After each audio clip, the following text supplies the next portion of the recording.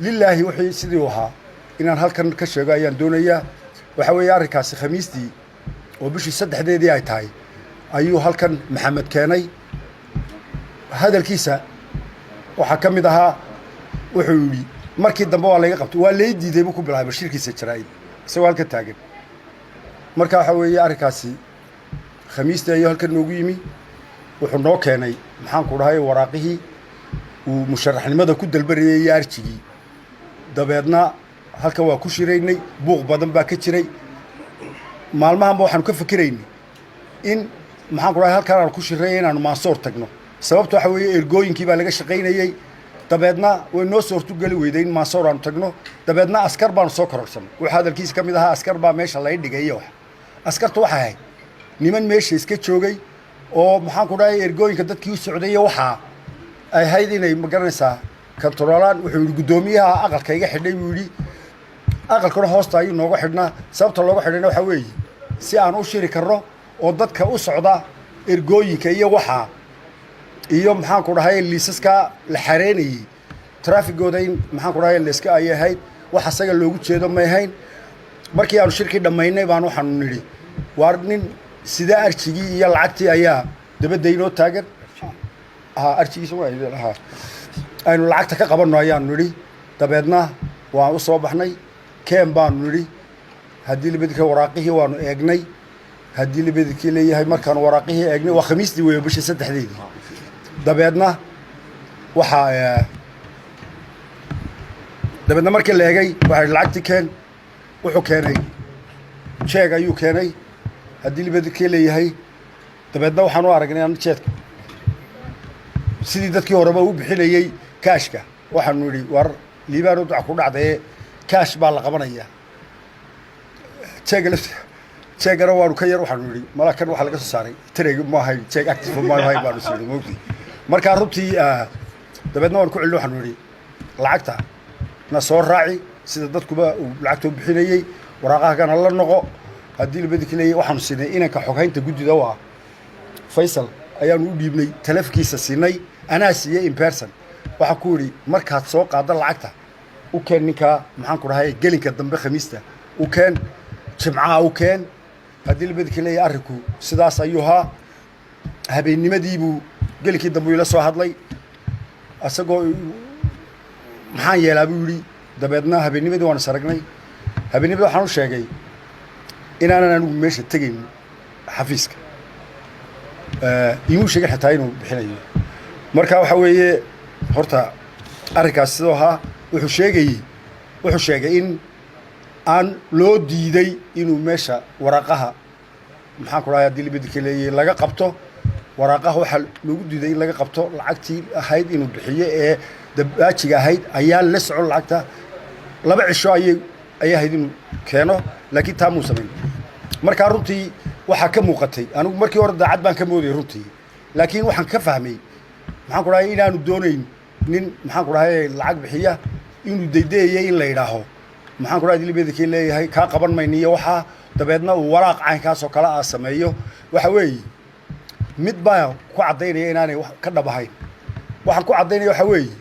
ninka madaxnimada xusbiga guddoomiyaha labaad isku sharaxaya asagoo waraaqa xaraynaya miidiya hore soo kaxaysan la qodhin iyo xaradii يعني waxa weeye markiis horeba wuxuu ku tala galay in maxaan ku dhahay uu matalo riwaayad ah in loo diido inuu waraaqaha laga qaban waayo markaa runtii intaasaan maxaan ku dhahay ku koobaya ninkaas inaanu maartay aanay ka dhabahayn inuu aan wax kale ugu dari maayo laakiin sida ay ahayd xaaladdu waa taa weeye wixii su'aalaha u baahantiina waa naga weydiin doontaan taa uu leeyahay reerka waa loo diiday waxaana kaalinta uu reerku fadhiyaad ka dhisan xusbiga yahay waxa weeye maxaan ku dhahay xogayaa guud waxa loo siiyay anigu maalintii la magacaabay xogayaa iyo guddoomiyaha siilaayo maalintii xusbiga looga dhigay meeshii loogu waan joogay moogta waxa weeye waxa looga dhigay base-ka uu ku leeyahay maxaan ku dhahay xaafadda Axmed Dhagax kulmiye uu ku leeyahay ayaa looga dhigayay maxaan ku dhahay mug iyo taageero weyn ayuu ku haystaa cidna waxba uma diidana cidii sharaxaysa most welcome wax xogayaa guud bay ka yihiin marka taasna maxaan ku dhahay haddii asagoo arrinkiisa uu meel mari waayay ma aha inuu يعني reerka uu marmariyo maaha qabaa laga hadlaya reer laga hadli maayo albaabka markuu ka soo geliyay banaanka gaadhu ka degiyay kabar dawladda ba socday ilaa uu soo geliyay tii qof doonay inuu application dhiiba muu soo kaxaysan saxaafad dadna muu soo kaxaysteen maalintii khamiis nooyeen waxa xogiyuhu waa ka telefoonkiisa waa ka xilliga kasta laga qabay la kaalay anagu asxaab baan nahay telefoon uu soo dhafan la wuxuu lacagtii waa wada wax dhibaadi bay dhaceen kijaandu habeenada la hadlo uu tagi lahaa uu dhiibi lahaa waxaanu ka raali galnaa publica in xisbigan uu xisbi lagu tartami karo aan cidna loo diideyn qofkuna waxa qurux badan inuu asagu shakhsiyan ani yiraahdo reerka lagu dawgabadaa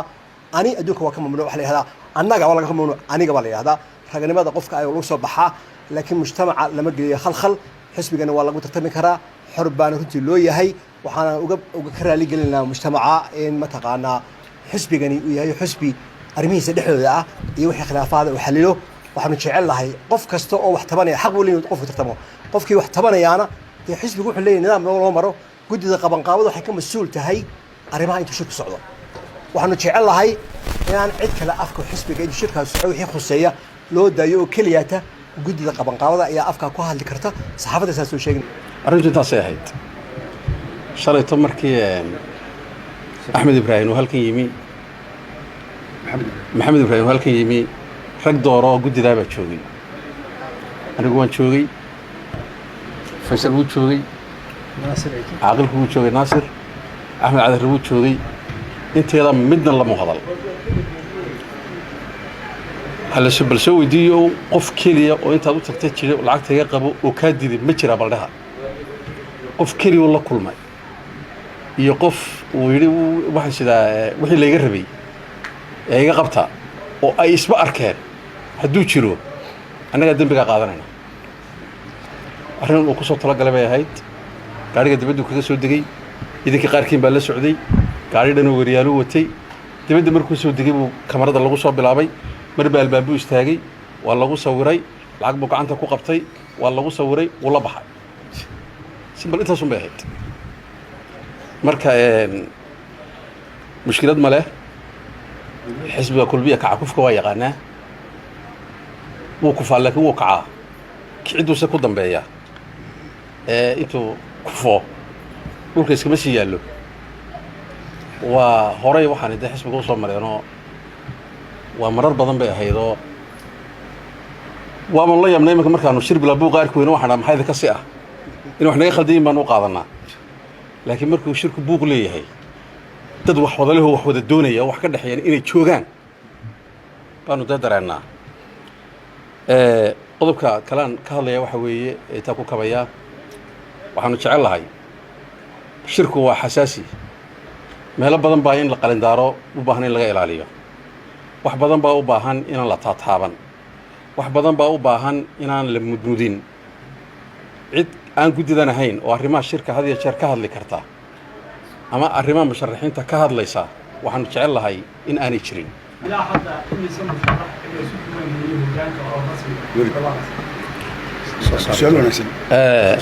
ilaa imika waxaanu haynaa 6 musharax ayaa dhugmatiyadii noo soo gudbiyey iyo codsiyadii 6 musharax guddi baan ugu saarnay 4 xubnooda maanta in ay hubiyaan shuruudihii yaa buuxiyey yaan buuxin yaa wax ka dhiman yihiin yaana ka dhiman yihiin waxaanu soo saari doonaa cidda buuxisay ee musharaxiin u tartami doonta iyo cidda aan shuruudihii buuxin haddii la helo ya maxaad jiri 6 dee markaan ku talagal baanu sheegayna hadda dee diyaarumin inaanu sheegno